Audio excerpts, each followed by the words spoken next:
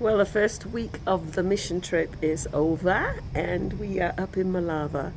But before we get into our week of conference in Malava, which starts tomorrow, I want to share a little bit about what actually happened and what went on in Kutui. It was a pretty amazing week. People were so blessed, and we were blessed as well. Started off the week with a leaders conference, and we taught on prophecy. We got a few people out to the front. It was actually about a dozen, and prophesied over them and just explained a little bit about how prophecy works. We then did a teaching on healing and got quite a few of them healed. It activated the body to actually lay hands on each other. And then pretty much we also did a little session on receiving and how to feel the presence of God. So that was pretty cool. That was Saturday with about 50 leaders. Sunday the church was packed. There was, I think, probably around 200 people in the church. And I brought my message, which Virginia has coined the Genesis message, which outlines the whole of the reason why Jesus went to the cross and why we have got a defeated enemy and we are so powerful as new covenant believers. And I think people's minds were exploded. It was really a blessing because I really felt the presence of God just before bringing that message, and I was kind of really overwhelmed, and others had to come alongside me and just pray for me. And yeah, it was such a powerful encounter with God. Then we actually called out people that wanted tongues, which might seem like different from going to that message to the tongues message, but it certainly wasn't. It was really a follow on from the joy that Jesus received when he went to the cross. So we did a teaching on what it means, what tongues is all about, and how to receive it. And I started praying down the line. I think we had 3 lines of maybe 20 people, so maybe about 60 people, and children at the back, because this is also available for children.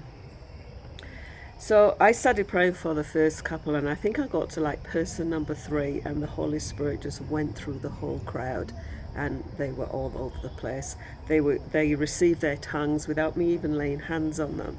And there was one lady, I think, that manifested a demon, which we sort of dealt with, but everybody received their tongues. So it was a real powerful, powerful time. And that was Sunday. And then Monday we went to Judy's church, and Judy's church, it was only a small group of people and only a small church, and there was quite a bit of demonic oppression around the church. I actually felt in the spirit a demon come over and have a look and see what we were doing. And you can often misjudge. You can judge a book by its cover when it's not actually what is there, what is the depth of that group of people. And they were singing and praying in tongues, and it was a really powerful time.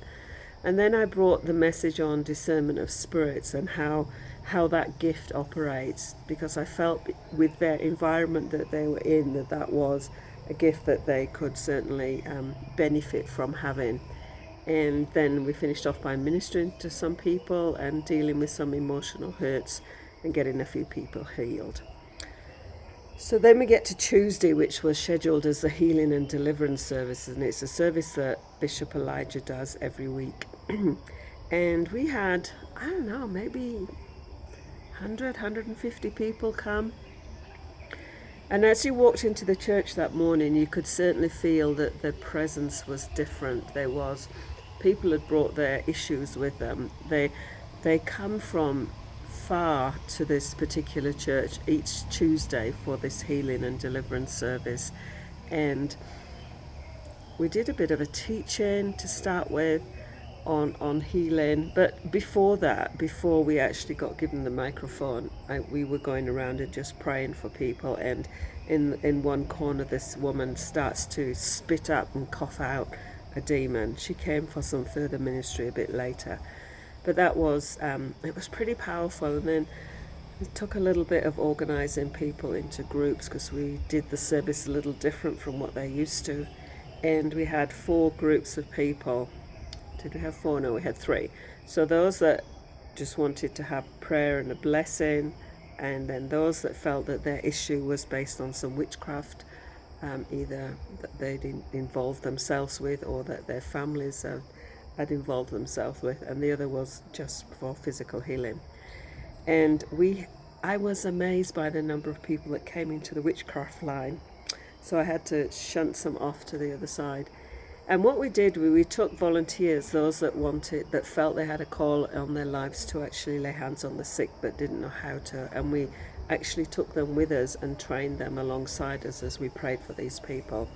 And we had so many amazing testimonies of things that happened, like demons just came out quietly as they repented of their witchcraft involvement. Forgiveness was given to those that may have hurt them. And there was one woman that said she had like a snake running around inside her, and we felt that coming out. Then it was into it. First it was in her belly, then it was in her chest, then it was in her throat, and then she was free. So there was no falling on the floor, screaming, and the actual demons being allowed to entertain themselves.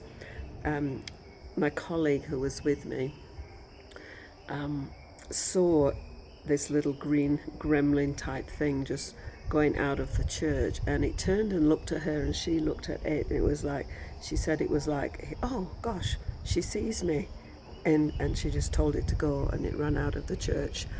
So certainly there was lots of powerful things that happened there. I think we have about 10 testimonies from the day, and others will come in, as I'm sure, as the time goes on. The next day, Wednesday, we went to Pastor John's church. It was kind of a little strange. We talked, it was it'd been going for 3 years, so it's not that new of a church plant. But we talked on just activating the presence of God. I actually brought a teaching on tongues and interpretation of tongues and demonstrated that gift. We taught on, we gave them some practical demonstration on laying hands on each other and laying hands on the sick, and just learning how to pray with their spirit. So there was some powerful things happened, and there was some powerful things happened that at the end of it, which we probably don't need to put into this video.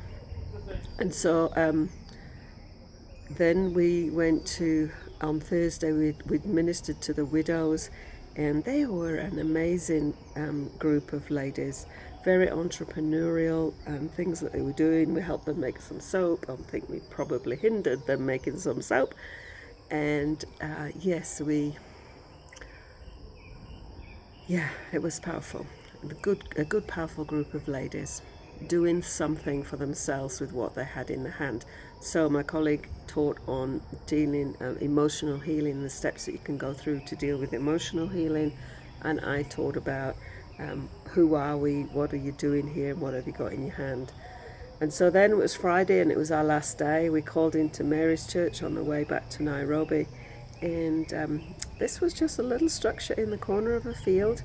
They brought the tarp and just created the church, and we had a really, really neat time. So I just shared, as we just put the chairs in a circle, and I shared around the gifts and what was going on in Corinthians at the time, what Paul was trying to address with his teaching, and then we just prophesied over a few people and just prayed for them.